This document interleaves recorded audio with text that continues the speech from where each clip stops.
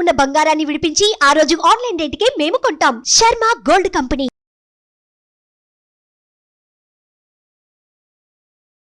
నమస్తే, welcome to Suman TV. నేను మీ యామ్ని. మనకి జూన్ నెలలో 12 రాశుల వారికి ఏ విధంగా ఉంటుంది, ఈ విషయాలు మనకి తెలియచేయడానికి ప్రస్తుతం మనతో ఉన్నారు ప్రముఖ ఆధ్యాత్మికవేత్త, ప్రముఖ జ్యోతిష వాస్తు పండితులు, బ్రహ్మశ్రీ డాక్టర్ నాయకంటి మల్లికార్జున శర్మ గారు ఉన్నారు. గురుగారితో మాట్లాడి మనకున్న సందేహాన్ని అడిగి తెలుసుకుందాం. నమస్కారం గురుగారు. నమస్కారం. గురుగారు, జూన్ నెల అండి, అసలు వృషభ రాశి వారికి ఏ విధంగా ఉంటుంది, వీళ్ళకి సంబంధించిన పరిహారాలు అంటే ఏంటండి అసలు? తప్పకుండా. ఓం శ్రీ గురుభ్యో నమః. వృషభ రాశి వాళ్ళకు వచ్చేటప్పటికల్లా జన్మరాశిలో గురువు, శుక్రుడు, రవి, బుధుల యొక్క కలయిక, అలానే వ్యయస్థానంలో కుజుడి యొక్క సంచారం, ఏకాదశ స్థానంలో రాహు, దాంతోపాటు పంచమ స్థానంలో కేతు యొక్క సంచారం, దశమంలో శని యొక్క సంచారం. అయితే వృషభ రాశి వాళ్ళకి ఏ విధంగా ఉండబోతుంది అని అంటే, శుక్రగ్రహం యొక్క అనుకూలత వల్ల ఆర్థిక పరంగా ప్రయోజనాలు పొందుతారు. అంటే వేరే వాళ్ళ ద్వారా కూడా లాభాలు పొందే అవకాశం అనేది ఒకటి ఉంటుంది. అంటే రాస్యాధిపతి జన్మంలో ఉండటము, దాంతోపాటు శుక్రగ్రహం యొక్క అనుకూలత అనేది బాగా ఎక్కువగా ఉంటుంది. అంటే ఇక్కడ శుక్రుడు వల్ల కూడా ఆర్థిక పరంగా ప్రయోజనాలే కాకుండా కొన్ని బలమైన సంకేతాలు, విదేశాలకు వెళ్ళే బలమైన సంకేతాలు ఏర్పడే అవకాశం ఒకటి ఉండటం, అలానే వివిధ కారణాల వల్ల కూడా విదేశాలకు వెళ్ళే అవకాశాలు ఎక్కువగా ఉంటాయి వీళ్ళకి. అంటే అన్ని గ్రహాల యొక్క కలయిక వల్ల. అంటే కొన్ని జాగ్రత్తగా చూసుకోవాలి. అంటే డాక్యుమెంట్స్ సంబంధించిన విషయాల్లో కూడా కొంత సమస్యలు, ఇబ్బందులు రాకుండా జాగ్రత్త పడటం అనేది చాలా ఇంపార్టెంట్. అంటే అన్ని పత్రాలను చాలా చక్కగా చూసుకోవాలి డాక్యుమెంట్స్ అనేవి. అంటే అబ్రాడ్ వెళ్ళాలంటే కొన్ని డాక్యుమెంట్స్ అనేవి చాలా మోస్ట్ ఇంపార్టెంట్ కాబట్టి ఆ విషయంలో కొద్దిగా ప్రయారిటీ ఎక్కువ ఇవ్వాలి. దానితో పాటు డెవలప్మెంట్ విషయంలో కూడా అనుకూలంగా ఉండే అవకాశం ఉంటుంది. అంటే ఆర్థిక పరంగా ప్రయోజనాలు కలుగుతారు. అంటే వ్యాపార సంబంధించిన విషయాలు, నూతన వ్యాపారాలు ప్రారంభం చేయకూడదు, కానీ ఉన్న వ్యాపారాన్ని చాలా జాగ్రత్తగా కొనసాగించి ముందుకు వెళ్ళాలి. అలానే ఉద్యోగపరంగా కొంత ప్రమోషన్లు వచ్చే అవకాశం ఉంటుంది. స్థానచలనం కూడా జరిగే అవకాశాలు ఎక్కువగా ఉంటాయి. అంటే సమర్థవంతంగా ఉండటం ఒకటి, సమర్థవంతంగా ఉండటంతో పాటు కొంత లోతైన అంశాలను విశ్లేషణ చేసే అవకాశాలు ఎక్కువగా ఉంటాయి. దాంతోపాటు కొన్ని ప్రయోజనాలు కలగటం ఒకటి, అంటే ఇంట్లో తల్లి యొక్క ప్రభావాన్ని ఎక్కువగా ఉండే అవకాశం ఒకటి ఉంటుంది. అంటే వీళ్ళకి వచ్చేటప్పుడు వృషభ రాశి వాళ్ళు ప్రధానంగా స్థితిగతులు మారే అవకాశం ఒకటి ఉంటుంది. కానీ డబ్బు విషయంలో మటుకు కొంత పొదుపు పాటించడం చాలా మంచిది ఈ నెలలో. అంటే ఎలా పడితే అలాగా విచ్చలవిడిగా ఖర్చు చేయకుండా కొంత పొదుపును పాటించాలి. కొన్ని విషయాలు ఆశాజనకంగా ఉండే అవకాశం ఉంటుంది. దానితో పాటు ఇక్కడ వాళ్ళకు వచ్చేటప్పుడు 5వ స్థానంలో కేతు యొక్క సంచారం వల్ల కొంత సంతానపరంగా కొన్ని ఇబ్బందికరమైన వాతావరణం ఏర్పడుతుంది. అంటే సంతాన ప్రయోజనాలను ఆలోచన చేయాలి. సంతానపరంగా ఎలా ఉంటుందనేది ఆలోచన చేసి ముందుకు వెళ్ళాలి. ఆర్థిక పరంగా వ్యాపారస్తులకు అనుకూలమైన కాలం. అంటే ఆర్థిక పరంగా వ్యాపారస్తులకు అనుకూలమైన కాలమే, కానీ ఎక్కువగా పెట్టుబడులు అనేవి పెట్టకూడదు. అంటే లిమిటెడ్గా పెట్టుబడులు పెట్టి ముందుకు వెళ్ళాలి. అయితే విద్యార్థులకు అనుకూలమైన కాలం.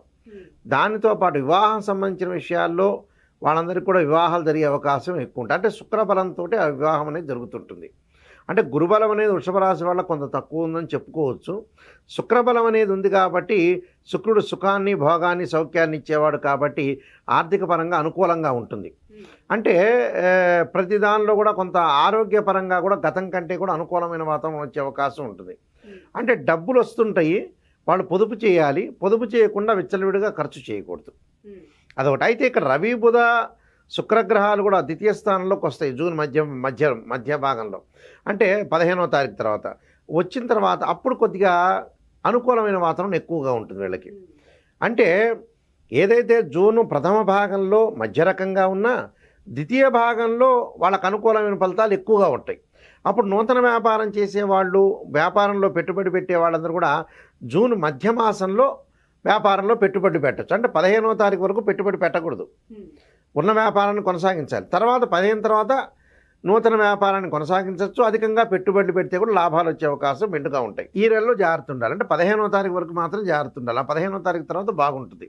ఎందుకంటే రాస్యాధిపతి శుక్రుడు, ఏదైతే వృషభ రాశికి రాస్యాధిపతి శుక్రుడు జన్మంలో ఉంటాడు, మంచిదే. ద్వితీయంలో ఉండటం కూడా మంచిదే.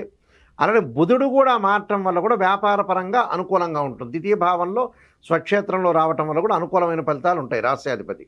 కాబట్టి వీళ్ళకి వృత్తిపరంగా అనుకూలంగా ఉండటం అనేది జూన్ 15 తర్వాత అనుకూలంగా ఉంటుంది.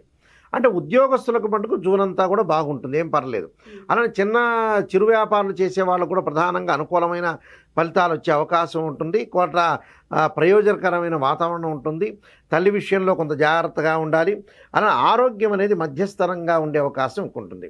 అంటే రియల్ ఎస్టేట్ వ్యాపారులు కానీ, కన్స్ట్రక్షన్ కానీ, అగ్రికల్చర్ ల్యాండ్ వాళ్ళు కానీ అధికంగా పెట్టుబడి అనేది పెట్టకూడదు. జూన్ 15 తర్వాత అధికంగా పెట్టుబడి పెట్టచ్చు. దానివల్ల ఈ ప్రాబ్లం ఏం లేదు. అంటే 15వ తారీఖు వరకు వీళ్ళు జాగ్రత్తగా ఉండటం మంచిది.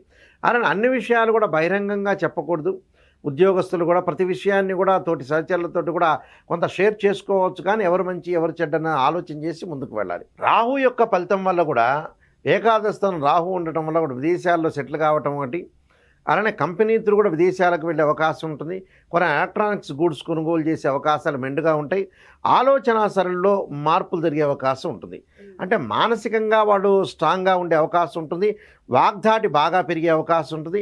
విద్యార్థులకు కూడా అనుకూలమైన కాలం, సమర్థవంతంగా ముందుకు వెళ్ళే అవకాశాలు ఎక్కువ ఉంటాయి. అంటే వృత్తి ఉద్యోగ వ్యాపార రంగం వాళ్ళందరికీ కూడా అనుకూలంగా ఉండే అవకాశం ఎక్కువగా ఉంటుంది. అంటే కుటుంబ పరంగా కూడా అనుకూలమైన వాతావరణం జరిగే అవకాశం ఉంటుంది. ఆరోగ్య సమస్యలు పెద్దగా వచ్చే అవకాశం అనేది చాలా తక్కువగా ఉంటుంది. వీళ్ళకి ఉన్న ఆరోగ్యాన్ని జాగ్రత్తగా కాపాడుకోవాలి, ముందుకు వెళ్ళాలి. కానీ వృషభ రాశి వాళ్ళకి పెద్దగా ఇబ్బందికరమైన వాతావరణం అని లేదు. ఆదాయం కూడా గణనీయంగా పెరిగే అవకాశం ఉంది. ఏకాగ్రత బాగా పెరుగుతుంటుంది. ఉన్న విషయాల్లో చాలా జాగ్రత్తగా ఉండి ముందుకు వెళ్ళాలి. అంటే పొదుపు పాటించాలి. బంధువులతో కొంత విరోధ భావాలు వస్తాయి కాబట్టి ఎంతవరకు మితంగా మాట్లాడాలో అంతవరకే మితంగా మాట్లాడాలి. బంధువులతో కూడా, స్నేహితులతో కూడా ఏదైతే మాట్లాడుతుంటారో వాళ్ళతో ఉన్న విషయాల్ని కొంత చాలా జాగ్రత్తగా షేర్ చేసుకొని ముందుకెళ్ళాలి. అంటే ఆర్థిక పరంగా ఆదాయం బాగుంటుంది. వివాహ సంబంధించిన సమస్యలు పరిష్కారం అవుతాయి. కుటుంబ పరంగా ఇబ్బందులు ఉండవు. కానీ ఆదాయం అనేది పెరుగుతుంది. కానీ ఆదాయంలో పొదుపు చేసుకోవాలి. అంటే మరింత ఖర్చు చేయకూడదు. అంటే మితభాషికి కూడా ఉండాలి.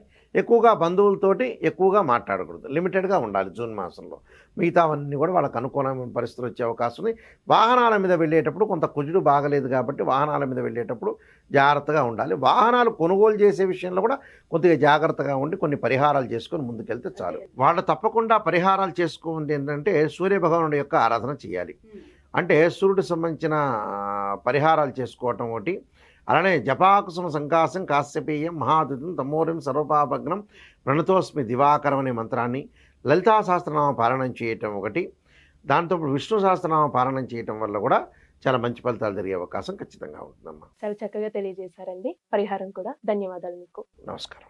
సుమన్ టీవీలో మీ పర్సనల్ అండ్ బిజినెస్ ప్రమోషన్స్ కోసం కింది నెంబర్కి కాంటాక్ట్ చేయండి.